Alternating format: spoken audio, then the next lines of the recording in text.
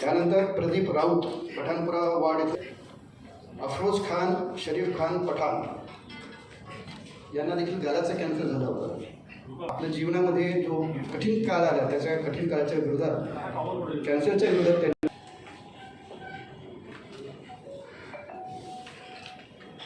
मी तिघाही आपल्या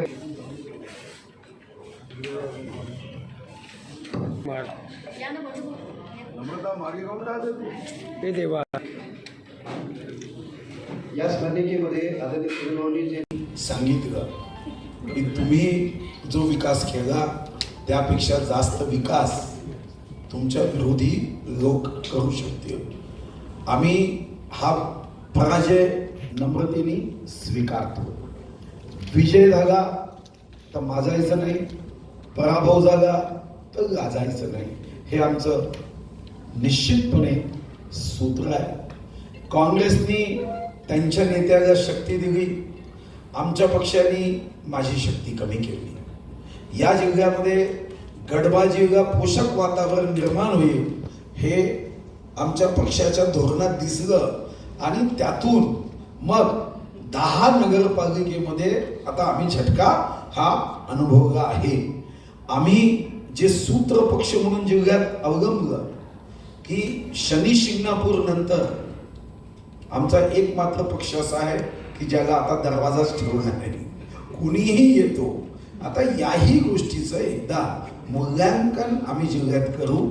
या आत्मचिंतनाच्या मूल्यांकनानंतर जिथं जिथं आम्हाला आशीर्वाद प्राप्त झाला त्यांची सेवा मात्र आम्ही ईश्वराचा अंश समजून निश्चित करू। ज्या प्रभागात आमचे लोक निवडून आले त्या प्रभागाला निश्चितपणे चमकू, कारण त्या प्रभागाच्या मतदारांनी विकासाचा कौल दिला।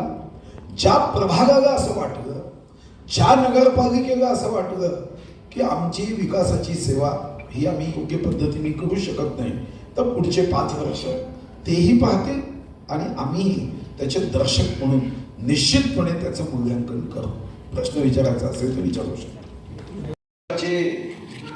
राष्ट्रीय स्वयंसेवक संघाचे सरसंघचालक आदरणीय आचारसंहिता असल्याने आम्ही कोणीही मंचावर जर आजारावर गोरगरिबांना 140 बेडेड साऱ्या सुविधायुक्त आपण आणली आहे। स्वर्गीय रतन टाटा जेव्हा आले तेव्हा त्यांनी माझ्यापाशी भावना व्यक्त केली होती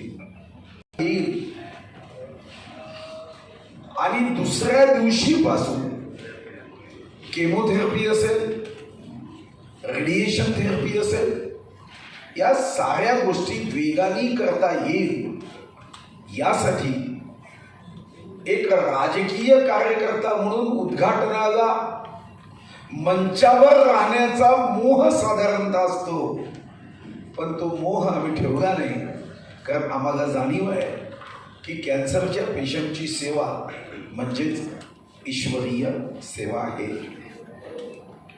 टाटा ट्रस्टच्या वतीने आताच मी डॉक्टर कैलाश शर्मा जे डायरेक्टर आहे त्यांची बैठक करून आलो।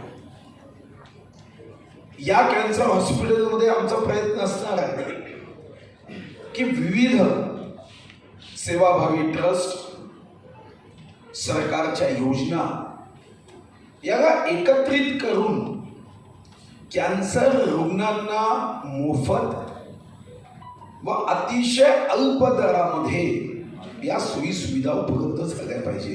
हातावर पोट आहे, कॅन्सर अजूनही आपल्या अंगावर काटा आणतो।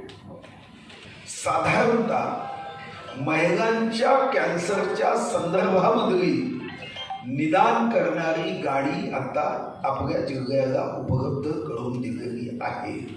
परवानगी दिली आहे।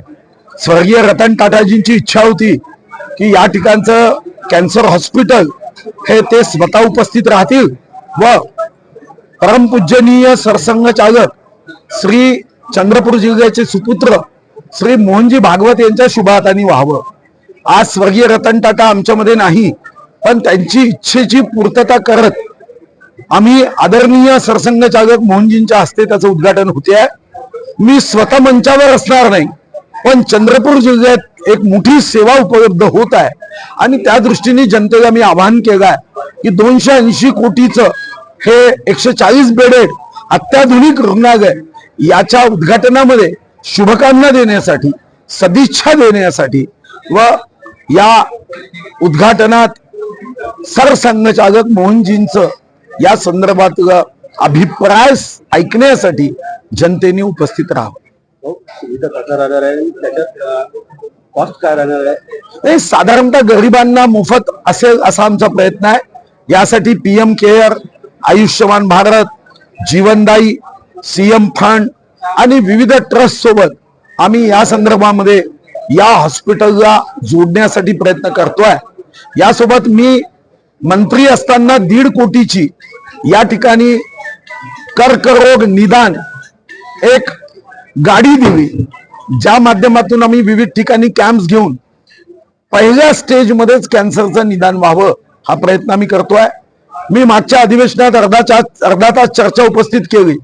सर्वायकल कॅन्सरसाठी व्हॅक्सिन द्यावं ही विनंती आमचे सन्माननीय मंत्री, अतिशय बुद्धिमान व कर्तव्यदक्ष मंत्री श्री प्रकाश आंबेडकरांना केली आहे आणि त्या दृष्टीनेही आम्ही सर्वायकल कॅन्सरचं व्हॅक्सिन चंद्रपूर जिल्ह्यात तसेच कोल्हापूर जिल्ह्यात देता येईल का याबद्दल आमचे मित्र मंत्री महोदय अभ्यास करतात.